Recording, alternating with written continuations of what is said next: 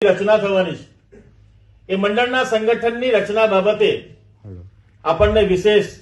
માર્ગદર્શન મળવાનું છે અને આ સંગઠન રચના પૂર્વે આપણે જે મંડળોની અંદર જે આવતા બૂથો જે છે એ બૂથોની રચના પણ આપણે જે કરવાની હતી, બૂથ સમિતિની જે રચના કરવાની હતી, એ બૂથ સમિતિની રચના વલસાડ જિલ્લાના કુલ 1356 જેટલા બૂથ છે, 5 વિધાનસભા છે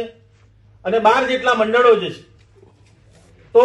આ જે બૂથ સમિતિની જે રચનાઓ કરવાની હતી એ રચના પૈકી મારા જિલ્લાના ચૂંટણી અધિકારી શ્રી રાજેશભાઈ, ચૂંટણી અધિકારી શ્રી દક્ષેશભાઈ, મારી જિલ્લાની ટીમ અને મંડળોના